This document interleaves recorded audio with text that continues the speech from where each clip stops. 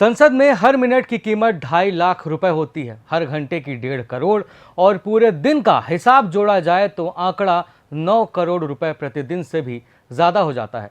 देश की जनता के टैक्स के पैसों से संसद चलती है। वोटर्स ये उम्मीद करते हैं कि उनके चुने हुए सांसद उनके क्षेत्र की समस्याओं पर उनकी तरफ से अपना पक्ष रखेंगे। लेकिन इस समय आलम यह है कि संसद भवन के अंदर सिर्फ हंगामा होता है और बाहर नौटंकी।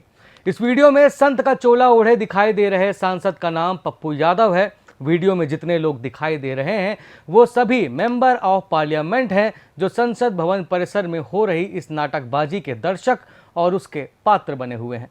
Leader of opposition Rahul Gandhi भी इस ड्रामे का हिस्सा बन रहे हैं, जिनके ऊपर विपक्ष को लीड करने और सरकार को जवाबदेह बनाने की जिम्मेदारी है। दरअसल पप्पू यादव संसद में पिछड़े जिलों में गिने जाने वाले अपने संसदीय क्षेत्र पूर्णिया का मुद्दा उठाने के लिए ये सब ड्रामा नहीं कर रहे हैं, बल्कि वो अयोध्या के राम मंदिर में हुई चंदा चोरी का विरोध करने के लिए यहाँ पहुंचे हैं। शरीर में भगवा वस्त्र, माथे में त्रिपुंड, हाथ में कलावा, भगवान राम का चित्र और सामने दान पेटी रखकर पप्पू यादव पैसे मांग रहे हैं और वो पैसे दान पेटी की जगह अपनी जेब में डाल रहे हैं। ये नौटंकी पार्लियामेंट का समय और पैसा तो बर्बाद कर ही रही है, लेकिन इस हरकत से हिंदू भी नाराज हो गया है, अपनी परंपरा, संस्कृति और सनातन का अपमान मान रहा है। सोशल मीडिया में पप्पू यादव वायरल हो गए हैं और शायद उनका यही मकसद भी था कि वो कुछ ऐसा करें ताकि उन्हें अटेंशन मिल जाए। लेकिन अब उनका जमकर विरोध हो रहा है। लोगों का कहना है कि चंदा चोरी मामले की जांच और दोषियों पर कार्रवाई जरूर होनी चाहिए। राजनीतिक विरोध भी अपनी जगह है, मगर किसी धर्म, संत या आस्था का अपमान स्वीकार नहीं किया जाएगा। लेकिन शायद पप्पू यादव अपमान करने के फुल मूड में ही आए थे। ये सब ड्रामा यहीं तक सीमित नहीं रहा, बल्कि इसे नेक्स्ट लेवल पर ले जाया गया। चंदा इकट्ठा करने के बाद पप्पू यादव दान पेटी लेकर भागने लगे। उन्हें सपाई सांसदों ने चोर चोर कहते हुए पकड़ लिया और इस दौरान पप्पू यादव ने कहा कि हमारे खून में चोरी है।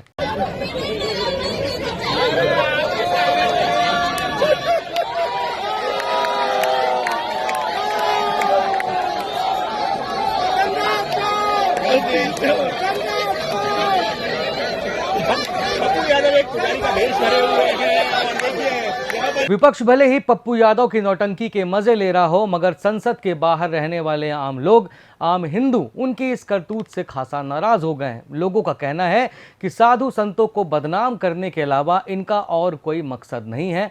लोग पूछ रहे हैं कि हर बार हिंदू आस्था का मजाक क्यों उड़ाया जाता है। राहुल गांधी से सवाल किया जा रहा है कि निमंत्रण के बावजूद राम मंदिर नहीं गए, 1 रुपए चंदा नहीं दिया, मगर जैसे ही हिंदू आस्था का मजाक उड़ाने का मौका मिला तो जेब से पैसे निकल गए। इस मामले में हनुमानगढ़ी मंदिर के प्रमुख महंत राजू दास ने पप्पू यादव के ड्रामे पर जमकर आलोचना की है।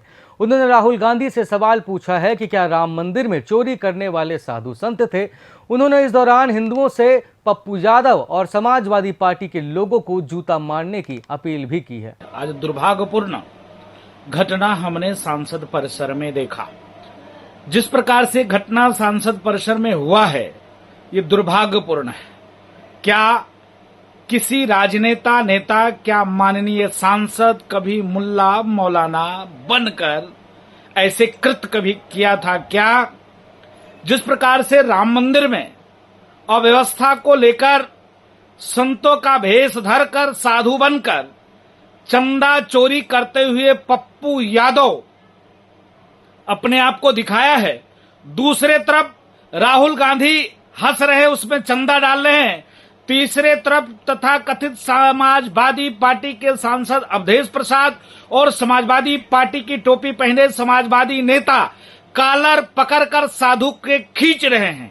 क्या यह संतों का अपमान नहीं है? सनातन संस्कृति का अपमान नहीं है? वहां पर मंदिर परिसर में, मंदिर में नहीं जहां रुपए गिने जाते थे, वहां पर कुछ लोगों ने गड़बड़ी की। क्या कोई साधु थे क्या? वो कोई पुजारी थे क्या?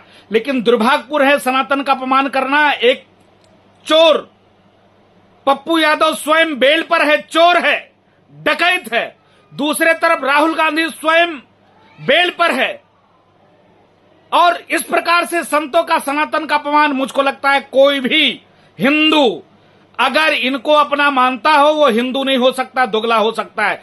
कोई भी साधु संत समाजवादी पार्टी को आशीर्वाद देता है उन साधु संतों से मेरा पूछना है, क्या अब इस विषय पे तुम पूछ पाओगे? संतों का कॉलर पकड़कर भगवा भेष में खींच रहा है समाजवादी पार्टी के नेता लोग।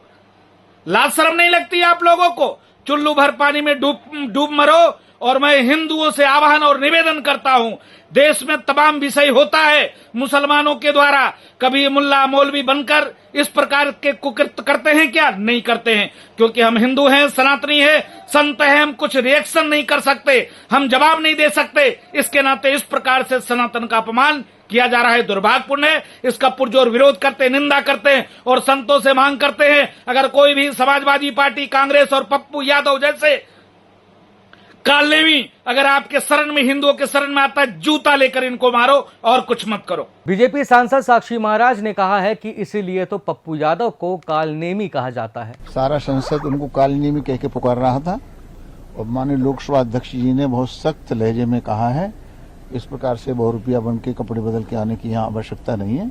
अगर नहीं मानेंगे तो उनके खिलाफ सख्त कार्रवाई की जाए। आप क्या चाहते हैं, किस तरह का एक्शन चाहते हैं? ये तो लोकसभा अध्यक्ष के माध्यम से चलेगी, उनके निर्देशों में चलेगी, नियमों के अनुसार चलेगी।